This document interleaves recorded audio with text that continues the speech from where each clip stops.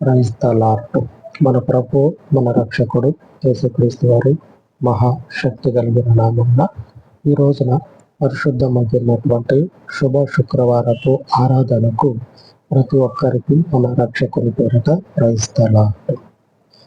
అమూల్యమైనది, అపవిత్రము కానటువంటిది, నిష్కళంకమైనటువంటి గొర్రె పిల్ల రక్తము చేత కడగబడి లోకమందున్నటువంటి అపవిత్రమైనటువంటి రక్తాల చేత కడగబడుచున్నటువంటి వారికి మనకి మధ్యలో తేడా ఏమిటంటే,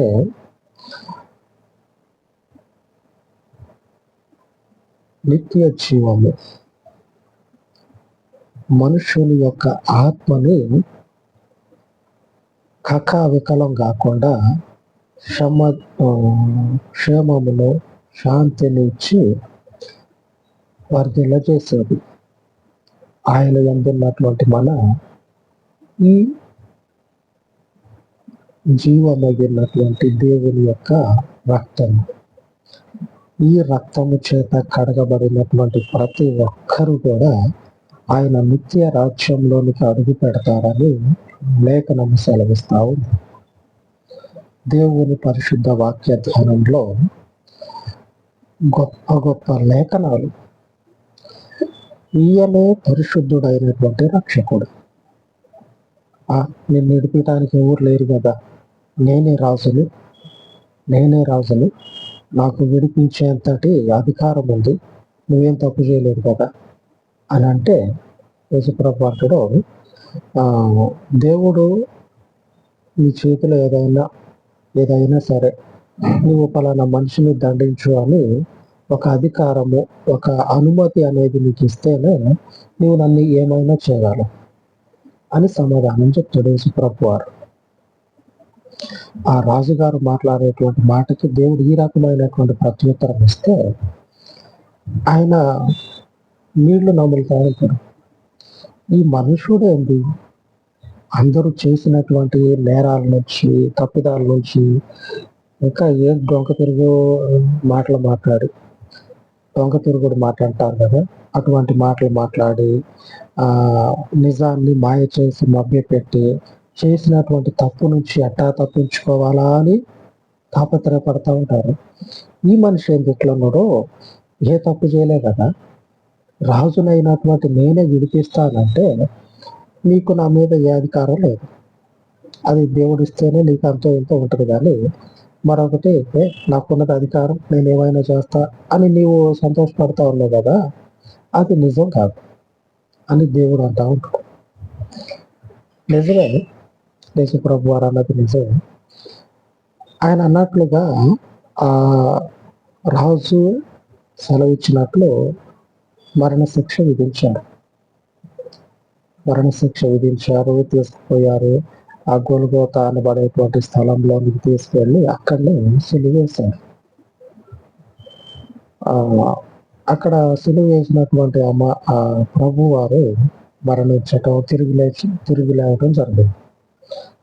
సరే, మరి ఇప్పుడు రాజుగారికి అధికారం ఉంది కదా, ఒకసారి వెనక్కి తిరిగి చూస్తే యేసు ప్రభు అన్నటువంటి మాట ఏదైతే ఉందో ఆ మాట అనేది ఆ మనుషుని యొక్క జీవితంలో ముఖం మీద కొట్టినట్టు కనపడతా ఉంది. ఆ మనిషి జీవితంలో ఏ మాట అయితే ఉన్నదో ఆ మాట అనేది ఎదురుపడతా ఉంది. నేను నిన్ను తప్పిస్తా అని చెప్పానని ఇందాకనే చెప్పాను. 2 రోజులు గడిచిన తర్వాత చూస్తే నేను తప్పిస్తా, నేను అది చేస్తా, ఇది చేస్తా అని విరమించింది కదా. ఇప్పుడు ఆ ప్రభువుని తప్పించినటువంటి వాడే లేడు.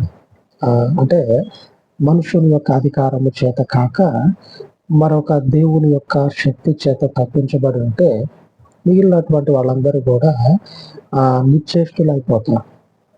ఏ మనుషుడు ఆయనను తప్పిస్తాడా అని చూస్తే అసలు అవకాశమే లేదు. మనకు తెలియకుండా చూడండి ఏమన్నా చేసిండా అని చెప్పారంటే అసలు అవకాశమే లేదు. కానీ యేసు ప్రభు వారు అంతకు మునుపు చెప్పినట్లు, నీకు దేవుడు అధికారం ఇస్తేనే నా మీద ఏమైనా నీవు అధికారం చెలాయించగలవు. అంతకు మించి మరొక మాట నీకు మేలు లేదు. దేవునికి స్తోత్రం. శక్తి సంపన్నుడైనటువంటి పరిశుద్ధునికి స్తోత్రము కలుగును గాక. ఎంతటి అధికారం కలిగినటువంటి శక్తిమంతుడో చూడండి. యెషయా గ్రంథంలో రాయబడతా ఉన్నది 43వ అధ్యాయము 10వ వచనం. మీరు తెలుసుకొని నన్ను నమ్మి నేనే ఆయననని గ్రహించినట్లు మీరును నేను ఏర్పరచుకొనిన నా సేవకుడును నాకు సాక్షులు. నేనే ఆయన్నే అనగా క్రీస్తును. ఈ క్రీస్తు నాకు సాక్ష్యం. ఆమె తండ్రి నాకు ఏదైతే ఆజ్ఞాపిస్తా ఉన్నాడో, ఆ తండ్రి నాకు ఏదైతే తినమని తాగమని పని చేయమని చెప్పిండో, ఆయన ఇచ్చినటువంటి ఆహారాన్ని భుజించి ఆయన యొక్క వాక్యాన్ని పానం చేసి ఆయన తోవలో నేను నడుస్తూ ఉన్నా కాబట్టి ఆయననే నేను నా యందు నిలిచినటువంటి వారికి నిత్య జీవం అనేది అనుగ్రహించబడుతుంది. ఆ నిత్య జీవము అనేది లోకమందున్నటువంటి ఈ పవిత్రమైనటువంటి కళంకము లేని నిష్కళంక రక్తము చేత మనము నూతన జీవాన్ని అనగా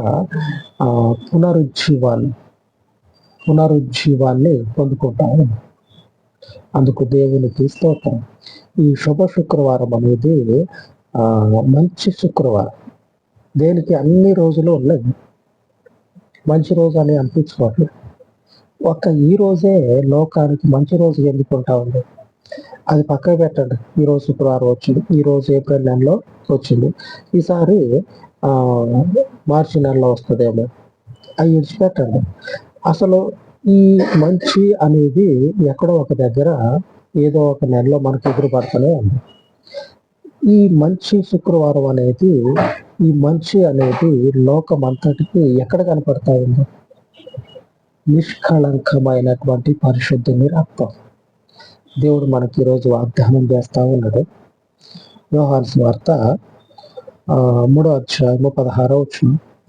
దేవుడు లోకమును ఎంతో ప్రేమించును.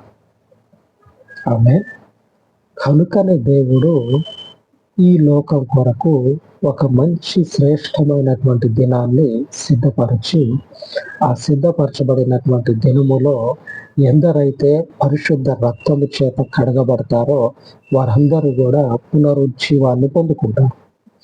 ఈ శుభ శుక్రవారం యొక్క ఉద్దేశము అదే. నేనే ఆయన్ని. యెషయా గ్రంథంలో ఉన్నది కదా, ఆయనే క్రీస్తు. ఈ క్రీస్తునందు మనము ఈ మంచి శుభ శుక్రవారం రోజు ఏం చేయాలంటే నూతనంగా జన్మించాలి. ఏది? అపవిత్ర రక్తం చేత కాదు. అపవిత్ర రక్తం అంటే ఇంకోటి అని చెప్పినాను కాదు. వేలెత్తి చూపే అవసరం లేదు, వద్దు మనకి. అనగా దేవుని యొక్క క్రీస్తు యొక్క రక్తము మాత్రమే పరిశుద్ధ రక్తం. ఒకడు మనిషి ఏం చేస్తారంటే శరీరాన్ని కోసుకొని ఇట్లా ఆగబెడతారు. ఏదో దేశాన్ని రక్షించేటట్టు, లోకాన్ని కాపాడేటట్టు. అట్లా చేసి ఏం చేస్తారంటే రూపాయి బేడ ఆడుకొని తింటా ఉంటాడు. ఈ రక్తంలో మనుషునికి క్షమాపణ రాదు. మనుషుని యొక్క ఆత్మ రక్షింపబడదు. లోకమే మనకి చెప్తా ఉన్నది. క్రీస్తు రక్తంలో రక్షింపబడుతూ ఉన్నాం కాబట్టి లోకము క్రీస్తుకి విరోధముగా పోగుపడి క్రీస్తుని దూషిస్తూ ఉన్నది. ఇట్లాగా రక్తం చిందించమని చెప్పుకున్నాం కదా, వాని పేరు ఎందుకు వినపడట్లా? లోకంలో వాని పేరు ఎవడో ఒకడో ఇట్లా కోసుకొని చిందించి చేస్తాడు కదా, మరి వాని పేరు ఎందుకైనా వినపడట్లా? సరే, వినిపించింది, వానికి లోకం ఎందుకు ఎదురుపడట్లా, అడ్డం తిరగట్లా? క్రీస్తుకే ఎందుకు అడ్డం తిరుగుతుంది? అంటే ఇక్కడ దేవుని యొక్క నిత్య నిబంధన మనతో ఉన్నది. దేవుడు లోకాన్ని ఎంతో ప్రేమిస్తా ఉన్నాడు క్రీస్తులో. ఎందుకంటే మనము నిత్యము జీవించాలని, పరిశుద్ధ రక్తం చేత కడగబడాలని ఆయన ఉద్దేశం. ఈ ఉద్దేశాన్ని మనము తప్పక నెరవేరుతాం. ఆమె ఈ శుభ శుక్రవారం నందు ఆయన యొక్క ఉద్దేశాన్ని గ్రహించేలాగా గ్రహించినటువంటి ఆయన యొక్క వాక్యపు సారాన్ని హృదయంలో నిలుపుకొనిలాగున ప్రార్థించుకుందాం. సర్వోన్నతుడైన తండ్రి, ఈ ఉదయకాలం మందు మీ పాదముల యొద్ద ప్రార్థిస్తూ ఉండగా, అయ్యా, చెప్పబడినటువంటి వాక్యములో నీరు కట్టి ఫలింపచేసి అనేకుల హృదయాలను మీ రక్తము చేత కడిగి పరిశుద్ధపరిచి పవిత్రపరిచి నిత్యత్వమైనటువంటి మీ పరలోకపు రాజ్యము కొరకు అనేకులను సిద్ధపరచుమని, వారి హృదయాలను శుద్ధి చేసి మీ అమూల్యమైన రక్తంలో ఉన్నటువంటి క్షమాపణను, మీ అమూల్యమైనటువంటి రక్తము ద్వారా వచ్చేటువంటి పరలోకపు గొప్ప అయ్యాయిదిగా తండ్రి రాజ్యపు పౌరసత్వాన్ని అనేకులు పొందుకునేలాగున వారిని దర్శించమని, బలపరచమని, మీ కృపను వర్తిల్లచేయమని సమస్త ఘనతను కాపాదించి యేసు నామములో ప్రార్థించి వేడుకొనుచున్నాను తండ్రి. ఆమేన్, ఆమేన్. సర్వోన్నతుడైన మన ప్రభు కృప నిత్యము మనకు తోడై ఉండును గాక.